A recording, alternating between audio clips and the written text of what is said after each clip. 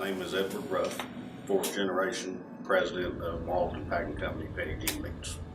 My great-grandmother's first cousin, Felix, immigrated in from Germany in the 1920s.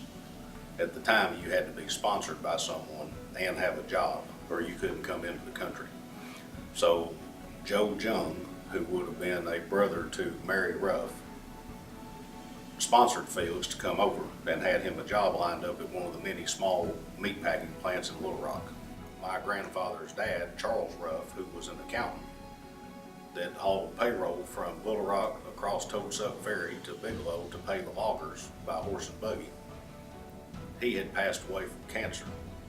And Mary Ruff had to take the two boys and the girl, Lonnie, Ed, and Marie, I believe, and moved to Marlton with her two sisters because she didn't have a way to make a living. Her two sisters owned a bakery downtown, and my great-grandmother's job was to keep house while the two sisters who never married ran the bakery and made the living for the household. Now, Felix, somewhere in there, had moved to Marlton and moved in with the cousins, and he and Ellis Bentley teamed up in the mid-late 20s and started the first little meat market. They were cutting fresh pork, making a little bit of sausage, and it was really just a small two-man operation. Sometime in 1928, the small building they had burned, and Felix bought out Ellis Bentley's share of it and reopened it, I believe, as Marlton Meat Market. After it was reopened, my grandfather and his brother both quit school in the 8th grade and went to work for Felix. They were either 1 or 2 years apart. So when they were 12 years old, they went to work delivering meat on a bicycle to the homes in Marlton. The company was born out of necessity. You either worked or you didn't eat. They either worked and made a living or they starved to death. And during the Depression, the government actually contracted the company to butcher the cows that were starving out in the Midwest, in the Dust Bowl country, and the company was paid $1 a head, plus they got to keep the offal and the hide. Those cows came in by rail car, and they had guys on horses meet the rail cars and drive the cattle down the street to the plant. And I remember the guys telling us that some of those cows were so poor that they couldn't even walk 2 blocks to the plant to be slaughtered. And the government, at the time, they put in a boning and canning facility next to that old plant. So the Felix and them, they would kill the animals, get them skinned and opened up, send them across the street to the canning plant.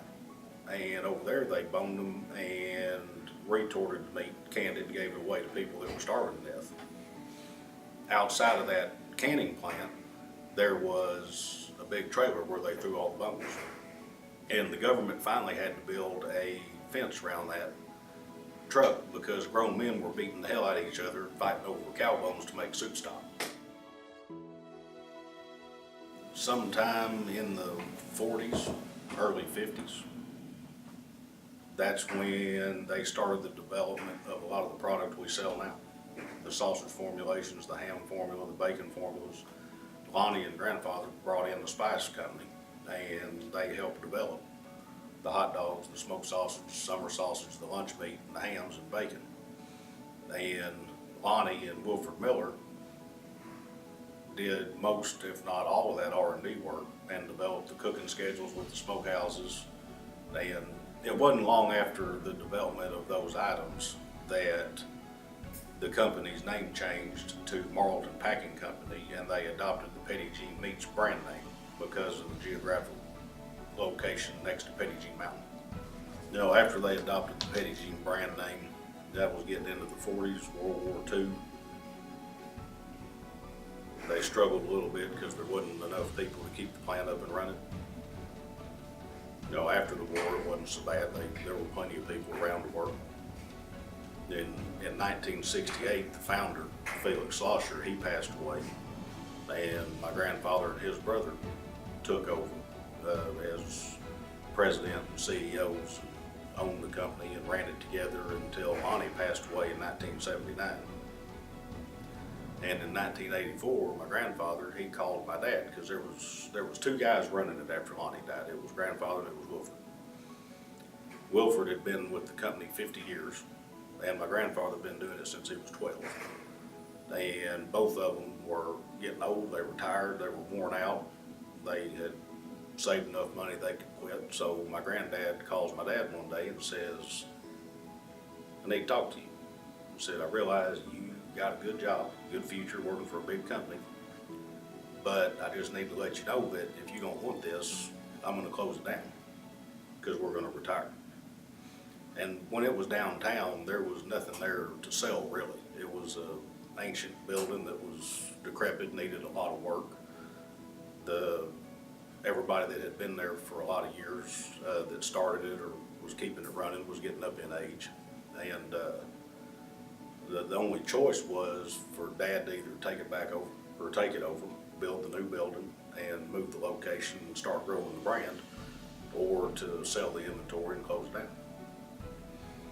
And Dad chose the latter, to go ahead and take it over and build the new building. And we still call it a new plant. It's only 30 years old. But all the old hands that had worked for my grandfather and his brother, and some of them that had even dated back to Felix, moved over here and helped him get this plant up and running in 1987. When they moved over here to this plant, it allowed us to do a lot of different things. We were able to put more modern equipment in and get into consumer-sized packages. It wasn't just bulk pack for deli or big hams or bulk pack hot dogs. We were able to compete in the regular retail counter. Made things more efficient, gave everybody more room to work. And grandfather died April 30 of 90.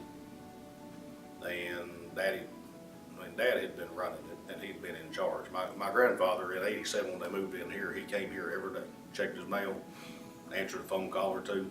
But anybody come ask a question, he said, hell, I don't know, go find David. He was not done with it, but he was done with it. And Daddy ran it before and after grandfather passed away. In the 90s, the ham business just took off and pretty well is sustained now where it was then. The economies of scale kind of caught up to us in the 90s. You know, we were butchering 400 to 600 hogs a week, maybe. And these big kill plants, they're able to kill 1,000 hogs an hour, 16,000 hogs a day. So there's no way you can do it and compete with what they're doing.